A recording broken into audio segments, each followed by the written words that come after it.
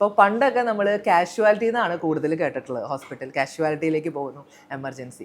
അതിൽ നിന്നും എന്താണ് എമർജൻസി മെഡിസിൻ അല്ലെങ്കിൽ ആ ഒരു ഡിപ്പാർട്ട്മെന്റ് എന്ന് പറയുമ്പോൾ ഒരു വ്യത്യാസം വരുന്നത് എന്താ? ആക്ച്വലി ഈ എമർജൻസി മെഡിസിനും കാഷ്വാലിറ്റിയും രണ്ട് ഇൻ്റർചേഞ്ചബിൾ ആയ രണ്ട് പേരുകളാണ്.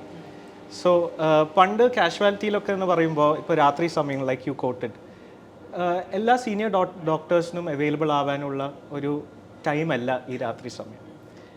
അപ്പം ഇപ്പോഴത്തെ അവസ്ഥ എന്താണെന്ന് വെച്ചാൽ doctors R trained in studying all the emergencies in various aspects of medicine.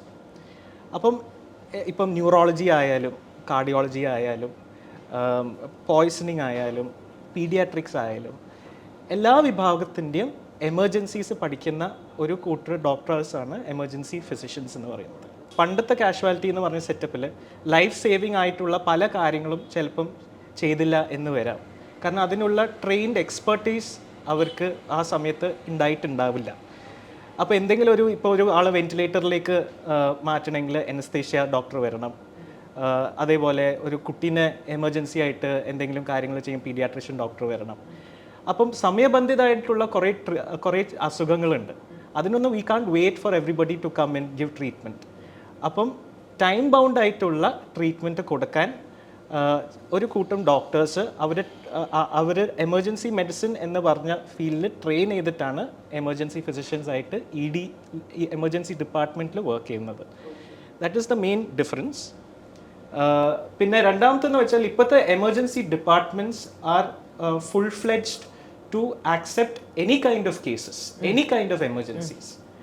അതായത് ഞാൻ നേരത്തെ പറഞ്ഞ എല്ലാ സ്പെഷ്യാലിറ്റീസിലുള്ള എമർജൻസീസ് പഠിച്ച് പുറത്തിറങ്ങുന്ന ആൾക്കാരാണ് എമർജൻസി ഫിസിഷ്യൻസ്.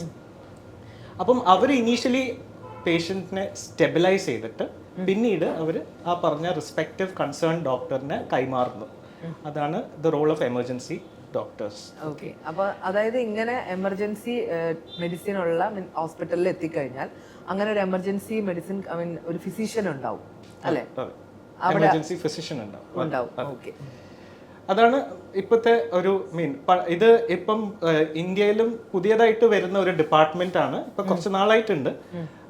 ഇത് കൂടുതലും പുറത്തുള്ള രാജ്യങ്ങളിലാണ് കുറച്ചും കൂടെ പ്രാപ്തരായിട്ട് കുറച്ചും കൂടെ ഫുൾ ഫ്ലെഡ്ജ്ഡ് ആയിട്ട് കാണപ്പെടുന്നത്. ഇപ്പൊ നമ്മുടെ നാട്ടിലും ഇങ്ങനെ പുതിയ നമ്മുടെ ഹോസ്പിറ്റലിൽ we have round the clock emergency physicians. അപ്പോൾ രാത്രി സമയത്ത് ഒരു ജൂനിയർ ഡോക്ടർ മാത്രമേ ഉണ്ടാവുള്ളൂ. അതുകൊണ്ട് ചില ആൾക്കാർക്ക് രാത്രി എന്ത് പ്രശ്നം വന്നാലും രാത്രി ഹോസ്പിറ്റലിൽ പോകണ്ട, കാരണം ജൂനിയർ ഡോക്ടേഴ്സേ ഡോക്ടറെ ഉണ്ടാവുള്ളൂ.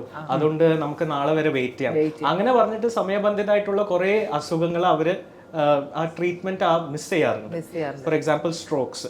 ഇപ്പൊ ഒരു ബലക്കുറവായിട്ട് രാത്രി സമയത്ത് തോന്നുകയാണെങ്കിൽ അവര് ചിലപ്പോൾ അടുത്ത ദിവസം രാവിലെ ഒരു വെയിറ്റ് ചെയ്യാറുണ്ട്. അപ്പം ആ ഒരു ഗോൾഡൻ പീരീഡ് ആണ് അവർക്ക് നഷ്ടപ്പെടുന്നത്. ആ 4.5 മണിക്കൂറിൻ്റെ ഉള്ളിൽ അവർക്ക് ഒരു സ്ട്രോക്ക് ആണെങ്കിൽ, ഒരു ഇഷ്കീമിക് സ്ട്രോക്ക് ആണെങ്കിൽ രക്തം അലിയിപ്പിക്കുന്ന മരുന്നൊക്കെ കൊടുക്കേണ്ട വളരെ ലൈഫ് സേവിങ് ആയിട്ടുള്ള ട്രീറ്റ്മെന്റ് കൊടുക്കാൻ പ്രാപ്തരായിട്ടുള്ള ഒരു ടീം ഈ എമർജൻസി ഡിപ്പാർട്ട്മെന്റ്സിൽ ഉണ്ട്.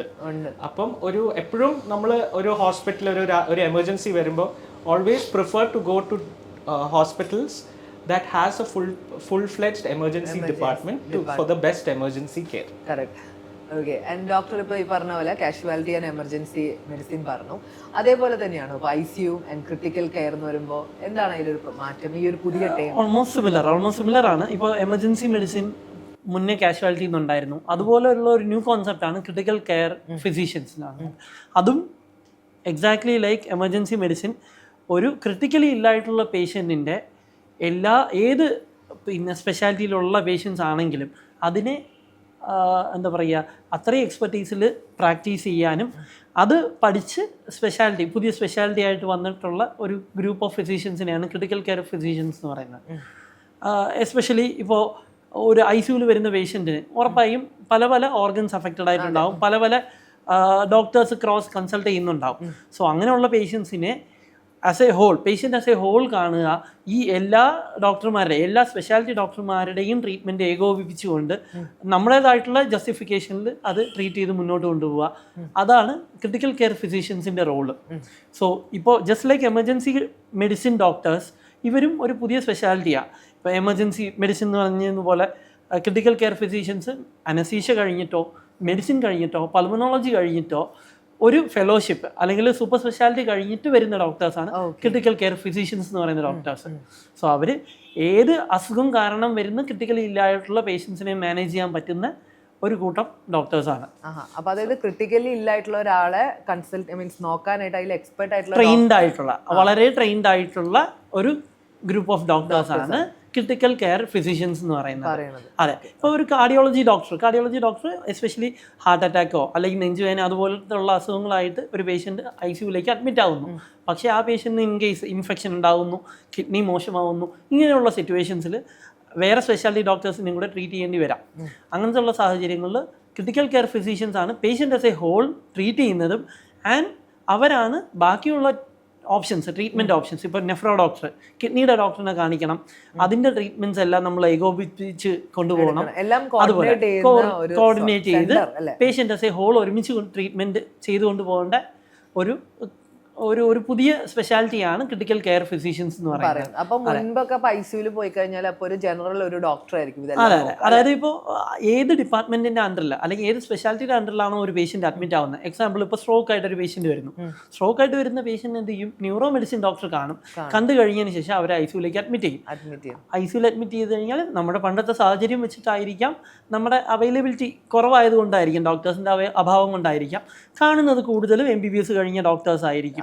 MBBS കഴിഞ്ഞ ഡോക്ടേഴ്സ് റൗണ്ട് ദ ക്ലോക്ക് ICUയിൽ മാനേജ് ചെയ്യും. പക്ഷേ അവിടെ കുറച്ചുകൂടെ ട്രെയിൻഡ് ആയിട്ടുള്ള ഒരു പ്രൊഫഷൻസ് ആവുമ്പോൾ പേഷ്യൻസിന് ഈ പറയുന്ന മൾട്ടി ഫേസറ്റഡ് പ്രോബ്ലംസ് വരുമ്പോൾ മാനേജ് ചെയ്യാനായിട്ടുള്ള ഒരു എമർജൻസി വന്നു കഴിഞ്ഞാൽ ആ ഒരു പെർട്ടിക്കുലർ ഡോക്ടർ വരാൻ വേണ്ടിയിട്ട് ജസ്റ്റ് ലൈക്ക് അബ്രാം ടോൾ, ഇപ്പോൾ എമർജൻസി ആയിട്ട് ഒരു പേഷ്യന്റ് വരുമ്പോൾ ആ വരുന്ന പേഷ്യൻറ്റിന് എമർജൻസി ആയിട്ടുള്ള ട്രീറ്റ്മെൻറ്റിന് ഇപ്പോൾ ന്യൂറോളജിസ്റ്റ് വരുന്നത് വരെയോ അല്ലെങ്കിൽ പിന്നെ ന്യൂറോ സർജൻ വരുന്നത് വരെയോ അതിൻ്റെ ട്രീറ്റ്മെൻറ്റിന് വെയിറ്റ് ചെയ്യാതെ പേഷ്യൻ്റ് ആസ് എ ഹോൾ നമ്മൾ എന്ത് എമർജൻസി ആണെങ്കിലും ക്രിട്ടിക്കലി ഇല്ലായിട്ടുള്ള പേഷ്യൻറ്റിനെ നമ്മൾ മാനേജ് ചെയ്യും. അതാണ് ക്രിട്ടിക്കൽ കെയർ ഫിസിഷ്യൻസിൻ്റെ ഇപ്പോഴും. Okay as A critical care consultant ഇപ്പോൾ അവിടുത്തെ കേസുകൾ, ഇപ്പോൾ അവിടെ ക്രിട്ടിക്കൽ കെയർ യൂണിറ്റിൽ വരുന്ന സംഭവങ്ങൾ നമ്മൾ എടുത്തു നോക്കുന്ന സമയത്ത് എന്തൊക്കെ കേസുകളാണ് കൂടുതലും കൈകാര്യം ചെയ്യുക? ഞങ്ങൾക്ക് എല്ലാ സ്പെഷ്യാലിറ്റിയുള്ള കേസുകളും ഞങ്ങൾ ICUയിൽ വരാറുണ്ട്. അതായത് ഇപ്പോൾ CNS എന്ന് പറയുന്ന സ്ട്രോക്ക് പേഷ്യൻസ് വരാറുണ്ട്. സ്ട്രോക്ക് അതീവ ഗുരുതരമായിട്ടുള്ള രോഗികൾ ഞങ്ങൾക്ക് വന്നിട്ടുണ്ട്. ത്രോംബോലൈസ് കഴിഞ്ഞ് അതിൻ്റെ ഫർദർ കെയറുകൾ കണ്ടിന്യൂയിങ് കെയറിന് വേണ്ടിയിട്ട് നമ്മൾ ICUയിൽ വരാറുണ്ട്. പിന്നെ കാർഡിയാക്കിന് പറയണമെങ്കിൽ ഒരു MI ഹാർട്ട് അറ്റാക്ക് കഴിഞ്ഞ രോഗികൾ, അതിൻ്റെ അതീവ ഗുരുതരമായ സ്റ്റേജിൽ BP കുറഞ്ഞിട്ടുള്ള രോഗികൾ, ഓൺ ഗോയിങ് ചെസ്റ്റ് പെയിൻ, ഇങ്ങനത്തെ പേഷ്യൻ്റൊക്കെ വരാറുണ്ട്. കാത്ത് ലാബിന് പോസ്റ്റ് PCI ആൻജിയോപ്ലാസ്റ്റി ഒക്കെ കഴിഞ്ഞ നമുക്ക് കിട്ടാറുണ്ട്. പിന്നെ യൂഷ്വലി വരുന്നത് ഒരു out of hospital cardiac arrest, പുറത്ത് അത് ഹോസ്പിറ്റലിന് പുറമേ വെച്ചിട്ട് ആള് അൺറെസ്പോൺസീവ് ആവുക, ഹാർട്ട് നിന്ന് പോകുന്ന അവസ്ഥയിൽ അങ്ങനത്തെ രോഗികളെ എമർജൻസിയിൽ കൊണ്ടുവന്ന് അവിടുന്ന് റെസിസ്റ്റേറ്റ് ചെയ്ത് തിരിച്ച് ഹാർട്ട് പഴയ നിലയിലേക്ക് ഇരിപ്പിച്ച് കൊണ്ടുവന്നത് അതിൻ്റെ കണ്ടിന്യൂയിങ് കെയറിനുള്ള രോഗികളെ ഞങ്ങൾക്ക് കൊണ്ടുവരാറുണ്ട്. ഗ്യാസ്ട്രോൻ്റെ സംസാരിക്കുകയാണെങ്കിൽ യൂഷ്വലി ഞങ്ങൾക്ക് വരുന്നത് ഈ GI ബ്ലീഡാണ്, അതായത് വായിൽ രക്തം ഛർദ്ദിച്ചിട്ട് വരുന്ന രോഗികളും അങ്ങനത്തെ കുറേ സിക്കായ രോഗികൾ ഞങ്ങൾക്ക് കിട്ടാറുണ്ട്.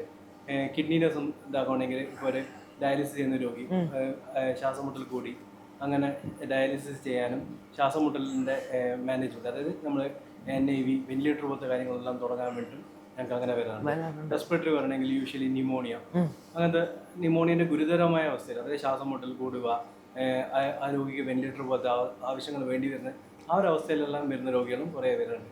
പിന്നെ യൂഷ്വലി വരുന്ന ഈ പനികൾ, ഏലിപ്പനി, അങ്ങനത്തെ പനികളും അതും മൂർജിച്ച അവസ്ഥയിൽ, അതായത് ബ്ലീഡിങ് ആകുക, BP കുറഞ്ഞു പോകുക, ഇങ്ങനത്തെ അവസ്ഥയിലൊക്കെ വരുന്ന അതീവ ക്രിട്ടിക്കലായ രോഗികൾ, അതായത് റൂമിലോ വീട്ടിലോ വെച്ച് മാനേജ് ചെയ്യാൻ പറ്റാത്ത രോഗികളെ നമ്മൾ ICUയിലേക്ക് കൊണ്ടുവന്ന് അവിടെ നിന്നാണ് ബാക്കിയുള്ള കണ്ടിന്യൂയിങ് കെയർ കൊടുക്കുക. അതായത് ഇപ്പോൾ നമ്മൾ ഈ ക്രിട്ടിക്കൽ കെയർ യൂണിറ്റിൽ എത്തിക്കഴിഞ്ഞാൽ ഇതിൽ എക്സ്പെർട്ട് ആയിട്ടുള്ള ഒരു ഫിസിഷ്യൻ എപ്പോഴും നമ്മൾ മോണിറ്റർ ചെയ്യാനുണ്ടാവും 24 hours എന്ന പോലെ അല്ലേ? അതാണ് വ്യത്യാസം. അപ്പോൾ സാധാരണ നമ്മളൊരു ICUയിൽ ഒരു ജനറൽ ഡോക്ടർ അല്ല ഉണ്ടാവുക. നമ്മൾ സാധാരണഗതിയിൽ ഇപ്പോൾ നമ്മൾ സാധാരണഗതിയിൽ ഒരു പനിയോ അസുഖമായിട്ട് നമ്മൾ OP കാണിക്കും, വീട്ടിൽ വെച്ച് ട്രീറ്റ് ചെയ്യാൻ പറ്റും. വീട്ടിൽ മാനേജ് ചെയ്യാൻ പറ്റാത്ത എന്ത് ചെയ്യും, നമ്മൾ റൂമിലേക്ക് അല്ലെങ്കിൽ വാർഡിലേക്ക് അഡ്മിറ്റ് ചെയ്ത് നമ്മൾ മാനേജ് ചെയ്യും.